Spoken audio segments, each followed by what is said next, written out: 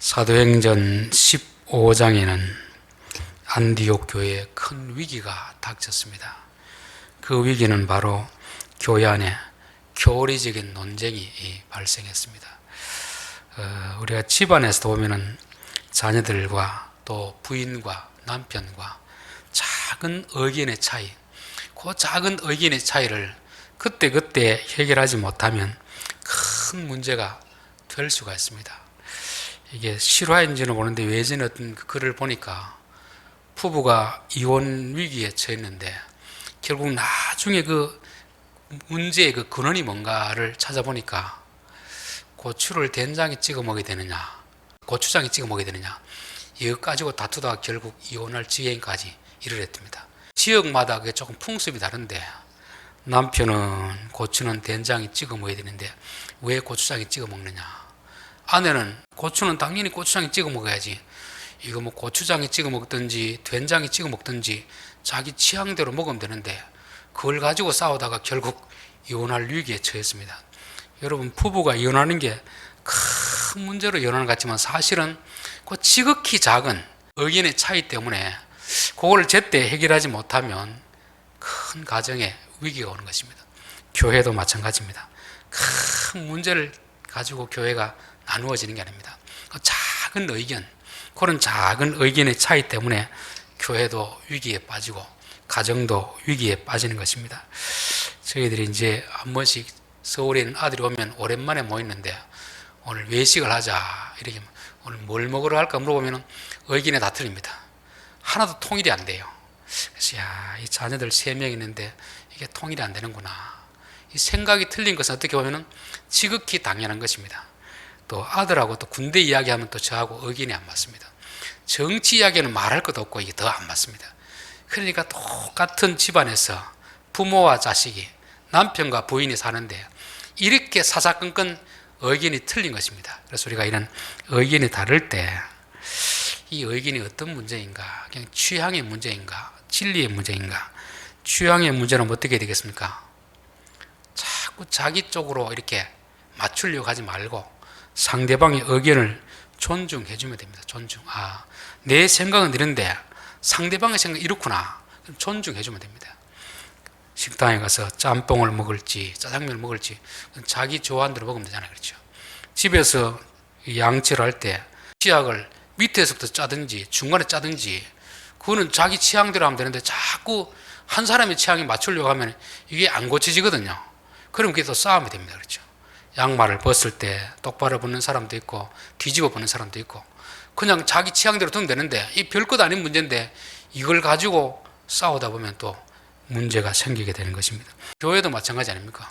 어떤 사람은 큰 소리로 기도하는 사람이 있고 어떤 사람은 조용히 기도하는 사람이 있고 그건 자기 취향대로 하면 되는 것입니다. 저 사람은 큰 소리로 기도해야 기도가 되는구나.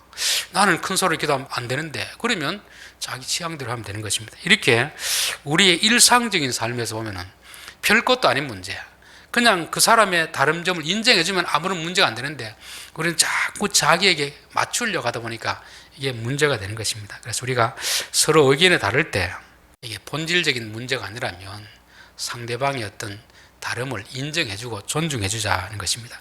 그런데 이제 진리의 문제, 가장 기본적인 아주 중요한 문제 같으면 1차적으로 우리가 내 생각만 옳은 게 아니고 상대방 생각도 옳을 수 있다, 내 생각도 다를 수 있다, 그런 생각을 가지고 접근해야 됩니다. 근데 우리는 일반적으로 내 생각은 옳고 상대방 생각은 틀렸다고 하기 때문에 이게 더 이상 대화가 되지 않습니다.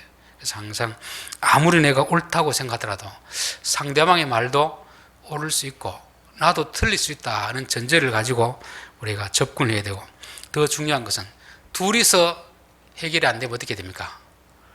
요 안디옥 교회처럼 그 교회에서 해결이 안 되니까 더 높은 상위 기관에 의뢰를 하는 것입니다. 제가 이제 시내를 다니다가 가벼운 접촉 사고를 났습니다. 그런데 상대방이 막 다짜고짜 막 큰 소리 치면서 내가 다 잘못했으니까 다 물어내라는 겁니다. 제가 봤을 때는 내가 잘못은 했지만 다 잘못한 건 아닌 것 같아요. 그러니까 제가 잘못한 것은 맞는데 그쪽에도 잘못한 것이 있으니까 우리 큰 소리 치지 말고 그냥 보험사 부르고 경찰 부릅시다. 서로 싸울 필요가 없잖아요. 요즘 뭐 다 블랙박스 다 있는데. 그래서 이제 안 싸우고 기다리니까 보험사 직원이 오더라고요. 그래, 보험사 직원들끼리 자기들이 이렇게 하더만 이거는 둘 다 잘못이니까 각자 자기 차 해결하도록 하십시오. 그리고 아무 문제 없이 끝났습니다. 우리가 진리의 문제라든지 이런 큰 문제는 서로 옳다고 주장해서 되지는 않습니다. 그보다 조금 더 두 사람이 다 인정할 수 있는 그런 분들에게 의뢰를 하면 조용히 해결될 수 있는 그런 문제입니다. 지금 안디옥 교회가 그런 식으로 지금 해결하려고 이 사람들을 예루살렘 교회로 보냈습니다.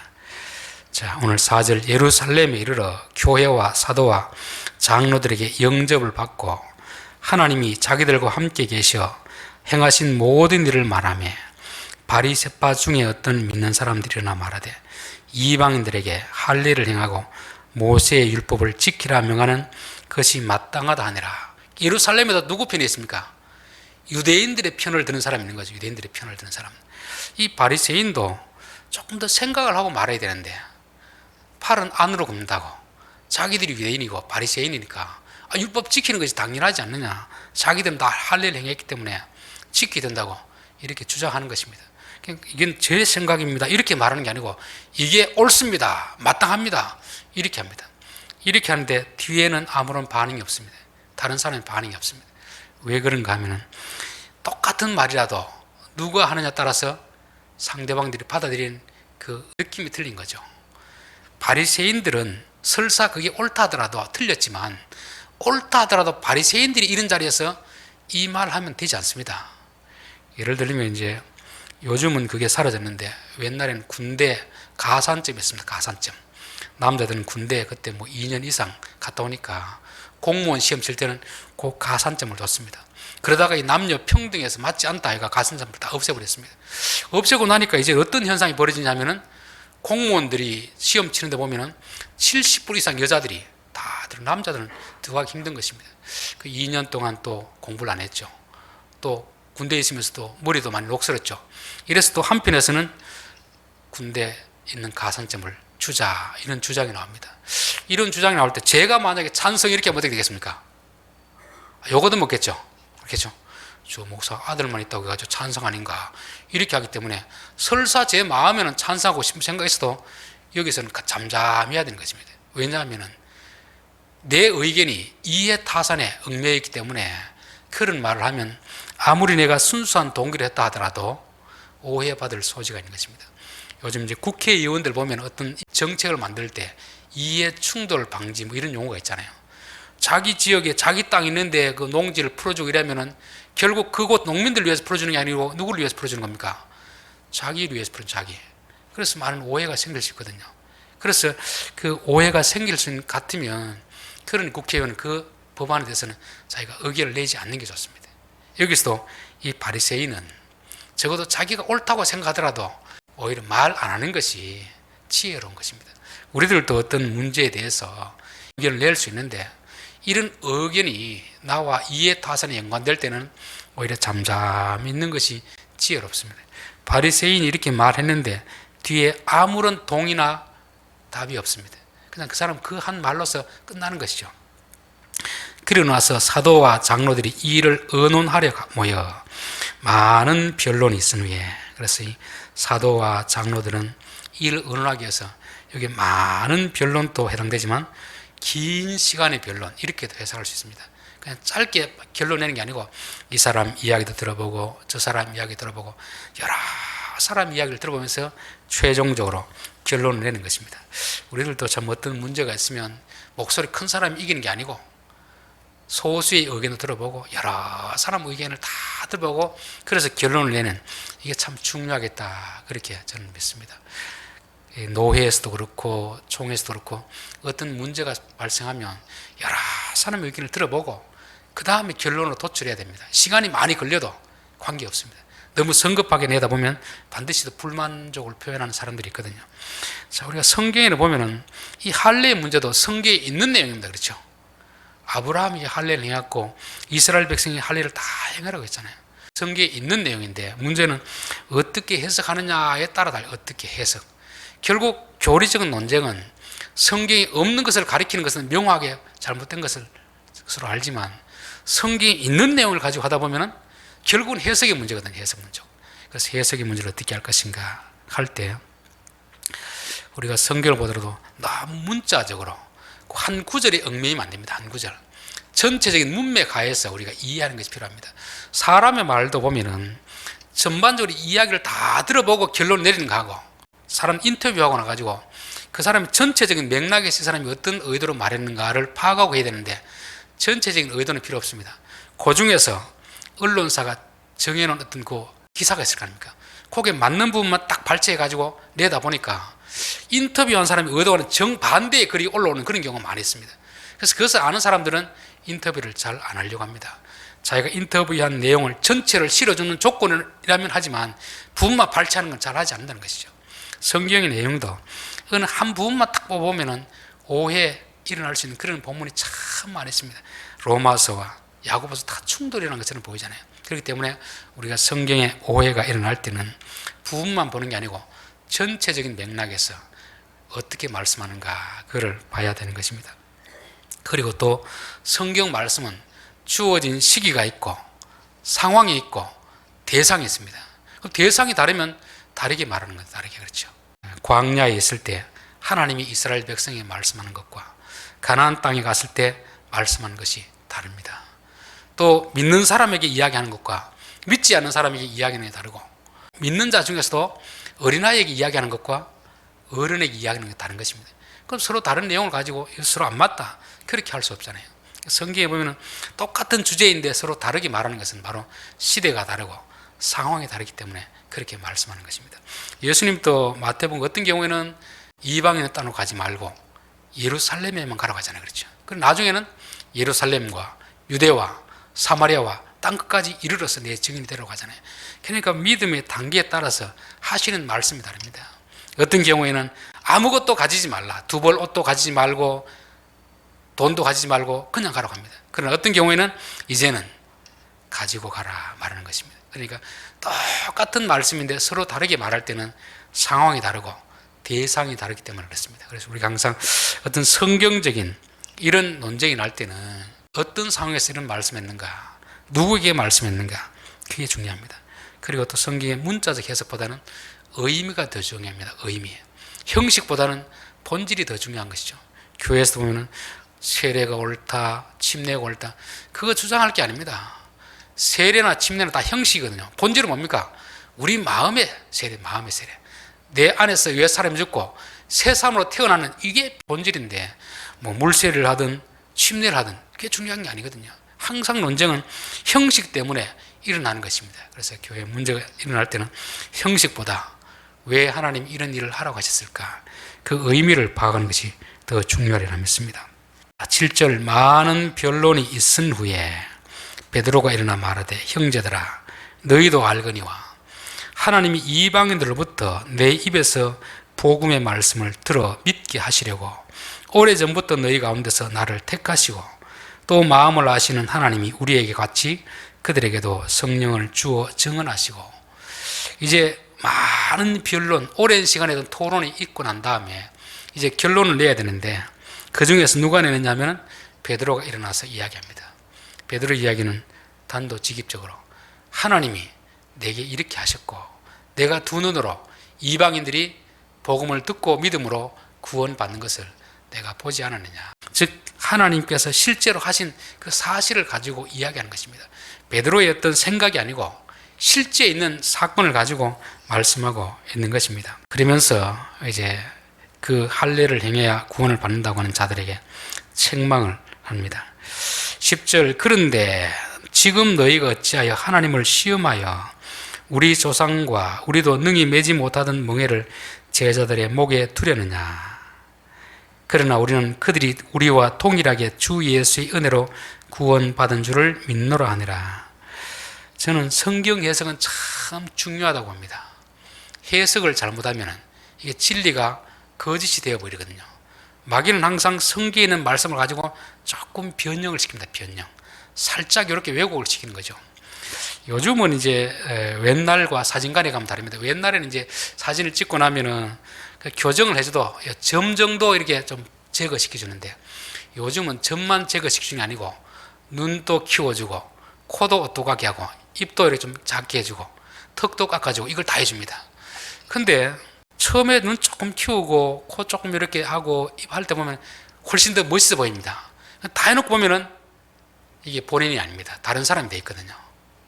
성경 말씀도 조금 이렇게 바꾸다 보면은 이거는 이제 하나님 말씀이 아니고 완전히 사단의 말씀으로 변개됩니다. 변개.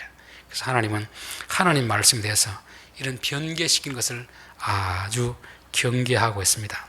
계시록 22장 18절에 보면은 이 말씀에 너희들이 다른 것을 더하면 이곳에 있는 재앙을 너희들에게 더할 것이다. 이곳에 있는 말씀 중에서 너희가 함부로 빼면 너희가 성에 들어갈 그 특권에서 너희들이 지하에 버림을 당할 것이다. 그래서 우리가 성경을 볼 때는 있는 그대로 받아들여야 됩니다. 내가 함부로 더하거나 빼거나 이렇게 하면 안 된다는 거죠. 이 일을 최초로 했던 사람이 누굽니까? 하와가 있잖아요. 하와. 그렇죠. 하나님은 선악과 먹으면 죽는다 했습니다. 근데 하와는 먹지도 말고 만지지도 말라. 하나님은 만지지 말라는 말을 안 했는데 자기가 하나님보다 더 엄격하게 만지지 말라 이렇게 하는 것입니다. 그리고 하나님은 먹으면 반드시 죽는다 했는데 이 하와는 죽을지도 모른다. 하나님보다 더 관대하게. 오늘 보수주의 교회는 보면은 하나님보다 더 엄격한 기준을 갖다 놓고 잣대를 잡고 왔다는 겁니다. 오늘 새벽기도 안 나오면 천국 못 간다 이런 식으로 말하는 것들이 결국 뭐냐면 하나님은 그런 말 한 적이 없거든요. 할례를 받으라고 했지 할례를 받아야 구원받는다고 하신 적이 없는데 요 뒤에 거를 이 사람들이 더 하는 것입니다. 자기들의 주관적 경험을 다른 사람에게 자꾸 객관적으로 자꾸 이렇게 교리화시키는 것이죠. 이게 하나님 말씀을 더하는 것입니다. 그래서 너희들도 하기 어려운 것을 왜 함부로 그렇게 하느냐, 그렇게 하는 것은 옳지 않다, 그렇게 말씀하는 것입니다. 우리의 구원은 오직 하나님의 은혜로 되어지는 것이다. 우리가 구원받고 천국 가는 것은 오직 하나님의 은혜로 되어지는 것이지 우리가 열심히 하는 건 중요한데 열심히 했다고 해서 가고 안 했다고 해서 안 가고 이런 것이 아니라는 것입니다. 근데 우리가 열심을 내면 낼수록 어떤 생각이 듭니까? 자꾸 내가 한 종교적인 어떤 이력을 자꾸 교리화시키고 다른 사람도 그렇게 하기를 원하는 그런 게 있습니다. 이게 자꾸 자기 의를 드러내는 거거든요. 우리가 열심히 하는 건 좋지만 그러나 그것이 내 의가 되고 구원의 조건이 된다면 하나님께 아주 악한 행위를 되게 되는 것입니다. 자, 온 무리가 가만히 있어. 이 말은 그 논쟁이 있던 자리에서도 베드로가 한마디 하니까 다른 사람들이 아무런 토를 달지 못합니다. 이게 교회 권위를 중요시 여기는 그런 태도거든요. 요즘은 이 가정도 그렇고 교회도 그렇고 사회도 이 권위가 많이 무너져 버렸습니다. 이전에 워낙 권위주의에 대해서 사람들이 막 질렸다 보니까 권위주의를 없애기 위해서 결국 권위까지 다 없애버렸습니다. 권위까지. 그래서 예전에는 집안에는 어른이 있었습니다. 그 형제들이 다투더라도 어른이 한마디 딱 하면은 다 그 말을 듣습니다. 생각은 달라도 어른이 한 말씀 하면은 다 들었습니다. 교회도 마찬가지거든요. 무슨 교회 안에 분쟁이 있고 노예 분쟁이 있을 때 서로 자기가 옳다고 주장할 때 그래도 교회에서 제일 어른 목사님이나 장로님들이 앞에 나와서 한마디 하면 다 그 말에 잠잠히 들었습니다. 이 나라 정치도 마찬가지거든요. 원로들이 있으면 서로 여야 싸울 때도 원로들이 한마디 하면 다 그 말에 순종했습니다. 이게 권위가 있는 그런 사회인데 요즘은 참 안타깝게도 이 세상에도 권위가 무너져 버렸고 교회에도 권위가 무너져 버렸고 가정에도 권위가 무너졌습니다. 근데 권위가 무너진다는 것은 하나님의 질서가 무너진다는 거거든요. 적어도 우리는 아무리 개인주의가 발달했다 하더라도 내가 자유가 있다 하더라도 위에 어른들이 말하면 예 알겠습니다, 듣겠습니다, 그런 마음가짐이 참 중요하다고 믿습니다. 저는 부모에게 잘한 건 없는데 하나 딱 잘한 게 있다면 어머님이 말씀할 때 한 번도 거역한 적이 없습니다. 분명히 내 생각은 잘못된데도 어머니가 이렇게 하라면 예 알겠습니다. 왜? 나를 낳아준 어머니이기 때문에. 그래서 우리가 내 위에 부모님이라든지 내 위에 있는 사람들이 말하면 비록 내 생각과 틀리더라도 하나님을 대하는 마음으로 대하는 것이 이게 하나님에 대한 권위를 존중하는 것이고 하나님의 질서를 따라가는 것이다. 저는 그렇게 믿습니다. 자, 13절 말을 마침에 야고보가 대답하여 이르되 베드로가 말하기를 다 듣고 있던 야고보가 말을 또 시작하는 것입니다. 우리는 보통 이제 누가 말하면 그 사람 말을 끝까지 못 듣고 어떻게 합니까? 중간에 자꾸 말을 끊어가 자기 주장을 하려는 그런 게 있습니다. 이것도 무례한 거잖아요. 그렇죠? 여기서 최소한 베드로가 연장자 같으면 야고보가 자기 말하고 싶어도 베드로의 말이 끝나기를 기다릴 줄 아는, 이게 예의입니다. 예의. 그래서 우리가 어떤 논쟁을 할 때에도 나보다 나이가 많고 윗사람이 말하면 다 듣고 이제 끝났을 때 그때 비로소 내 의견을 말하는 것이 이게 예의라, 그렇게 성경은 말씀하고 있습니다. 자, 하나님이 처음으로 이방인 중에서 자기 이름을 위할 백성을 취하시려고 그들을 돌보신 것을 시몬이 말하였으니, 지금 이 야고보는 베드로의 의견에 대해서 전적으로 공감하는 그런 것입니다. 베드로가 하신 말씀이 맞습니다. 하나님이 하신 일이 맞습니다. 그리고 나서 16절, 이후에 내가 돌아와서 다윗의 무너진 장막을 다시 지으며, 요거는 이제 아모스 9장에 나오는 아모스 선지자가 예언한 그 말씀입니다. 그리고 10절, 이는 그 남은 사람들과 내 이름으로 일컬음을 받는 모든 이방인들로 주를 찾게 하려 함이라 하셨으니, 이건 주님의 말씀입니다. 그러니까 베드로가 한 말이나 구약의 아모스 선지자가 한 말이나 주님이 하신 말이나 똑같습니다. 똑같습니다. 목사가 설교할 때 제가 설교하는 거하고 다른 목사가 설교하는 거 자꾸 틀리면 어떻게 되겠습니까? 뭐 조금 부분적인 틀릴 수 있는데 구원의 교리에 대해서는 일치를 해야지. 이 사람 설교하는 것과 제가 설교하는 다르고 이러면 둘 중에 누구 하나 잘못된 거잖아요. 그렇죠? 성경이 참 오묘한 것이, 이 성경은 우리는 한 권으로 가지고 있는데 이게 1600년 걸린 겁니다. 서로 사람들이 서로 정보를 교환하고 기록한 것이 아닙니다. 지역이 다르고 연대가 다르고 사람이 다른데 이 성경 속에는 창세기부터 요한계시록까지 일관되게 통하는 맥이 있습니다. 맥. 왜 그러냐면 바로 자기가 하고 싶은 대로 가는 게 아니고 성령이 각 사람 불러가지고 기록하라고 하셨기 때문에 성경에 기록된 연대도 다르고 지역도 다르고 사람은 달라도 일관된 통일된 그런 주제가 나타나는 것입니다. 그래서 우리가 설교를 들어도 쭉 설교를 들었을 때 일관된 주제가 있으면 조금 표현의 양식은 달라도 하나의 주제가 나와야지, 이 사람은 이렇게 말하고 저 사람은 저렇게 말한다면 다른 것입니다. 그러면 구약의 선지자가 말한 것과 예수님이 말한 것과 설교자가 말한 것이 일치해야 이게 진리지, 사람이 이 사람이 말하고 저 사람 저 말하고 하면 틀린 거잖아요. 그래서 우리가 항상 설교를 들을 때는 항상 성경이 말하는 것과 일치하는가, 다른 목회자가 설교한 거 일치하는가, 이걸 쭉 점검을 해봐야 됩니다. 그래야 그게 하나님 말씀이 되는 것입니다. 자, 그러면서 다만 그러므로 내 의견에는 이방인 중에서 하나님께로 돌아오는 자들을 괴롭게 하지 말고, 앞에서 베드로가 말했듯이 하나님이 말씀하지 않는 걸 자꾸 덧붙여가지고 믿는 자들에게 자꾸 괴로움을 더하지 말아라. 하나님은 율법에서 자유를 주려고 너희들을 구원해 줬는데 또다시 종이 되려고 하느냐, 그렇게 하는 것입니다. 그래서 저는 교회에서 웬만하면 기존에 있던 모임이라든지 이거 외에는 자꾸 만들려고 하지 않습니다. 열심히 있는 사람은 조금 더 하고 싶잖아요. 그렇죠? 더 하고 싶은데 그게 나중에 결국 뭐가 되냐면은 자기들이 만들어 놓고 자기들이 올무가 되는 것입니다. 왜 이런 걸 만들어가 자꾸 이렇게 귀찮게 하느냐, 왜 번거롭게 하느냐, 그렇게 하거든요. 그래서 저는 교회에서는 정말 정규 예배 딱 필요한 거 외에는 나머지는 개인적으로 와서 하는 게 괜찮은데 이걸 자꾸 뭘 만들다 보면은 스스로 그게 이제 나중에 올무가 되는 것입니다. 거기에서 막 지가 아무것도 못하게 되는 그런 경우가 되는 거죠. 이게 하나님을 잘 섬기려고 하다가 결국은 우리에게 큰 멍해를 지우게 되는 그런 것입니다. 그래서 예수님은 수고하고 무거운 짐진 자들아 다 내게로 오라. 사람들이 만든 그런 종교적 틀에 맺혀 살지 말고 자유함을 누리며 살아라, 그렇게 말씀하고 있는 것입니다. 다만 20절, 우상에 더러운 것과 음행과 목매어 죽인 것과 피를 멀리 하라고 편지하는 것이 옳으니. 근데 이것은 좀 지켜줬으면 좋겠다. 이거는 법이 아니고 유대인에 대한 배려입니다. 배려. 왜냐하면 유대인들은 이게 오랫동안 습관적으로 전통이 되어 있는 그런 거거든요. 이방인들은 아무런 문제가 안 되는데 유대인들에게는 이게 중요한 문제니까 같이 유대인들하고 같이 신앙생활 하려고 하면 유대인들이 중요하게 여기는 것은 너희들이 좀 지켜주는 것이 좋지 않겠나, 그런 것입니다. 이 술, 담배 문제가 참 우리나라하고 외국이랑 좀 다릅니다. 우리나라는 막 술, 담배 먹고 마시면 아주 죄인인 것처럼 이렇게 취급합니다. 그렇죠. 근데 외국 가면 목사님들도 술, 담배를 하는 분이 있습니다. 왜 그럼 우리나라에 술, 담배를 하지 말라고 했나 하면 선교사님들 들어와 보니까 우리나라의 술 문화하고 외국 술 문화가 다르거든요.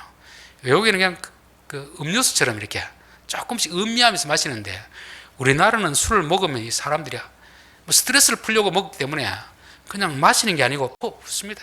그러다 보니까 실수를 많이 하는 거죠. 그래서 예수 믿는 사람들이 이 술 먹고 실수해서 안 되겠다. 그래서 술은 못 먹더란 것입니다. 담배도 어른들 앞에서 피우면 어떻게 보입니까? 아주 버릇이 없어 보이거든요. 그래서 선교사님들이 이건 덕의 차원에서 안 맞겠다. 그래서 이걸 금해 놓은 것입니다. 이게 구원의 문제하고는 아무런 상관이 없어요. 술 마시라는 게 아닙니다.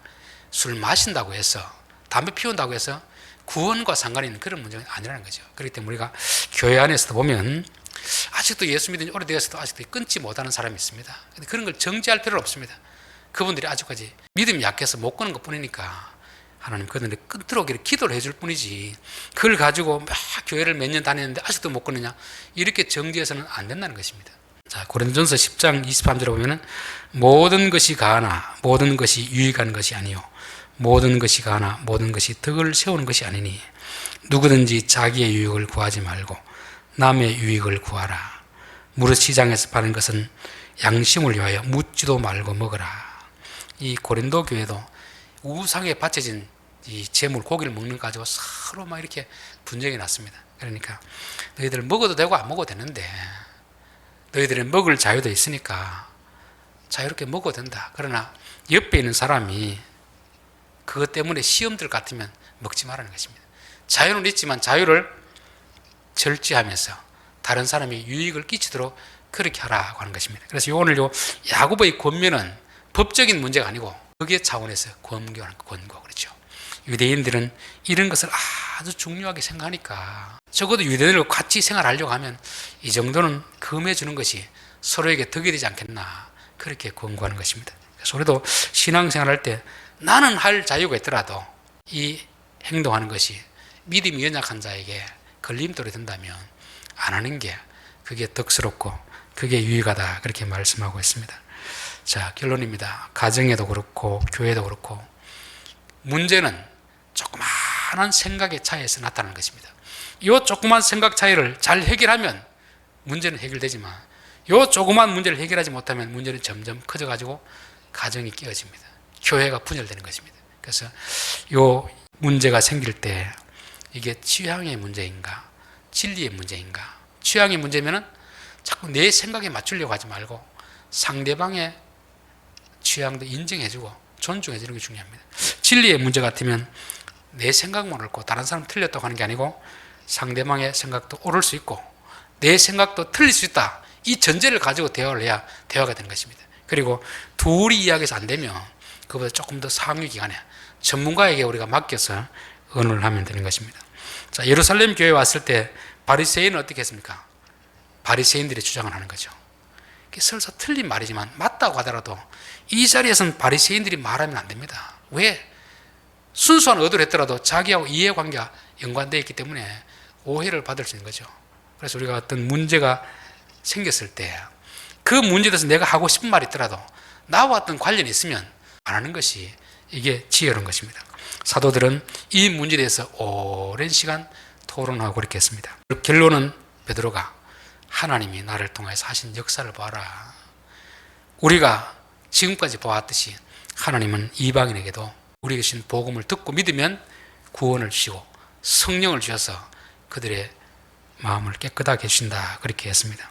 이에 대해서 야고보도 베드로의 말을 다 듣고 베드로의 의견에 동의를 했습니다. 그리고 법적인 문제가 아니라 덕의 차원에서 이런 것은 좀 하지 말았으면 좋겠다 그랬잖아요. 교회 안에서도 내가 할 믿음이 있더라도 할 능력이 되더라도 다른 사람에게 덕이 되지 않으면 우리가 절제하는 것이 이게 믿음의 사람이라 그렇게 말씀하는 것입니다. 기도드리겠습니다.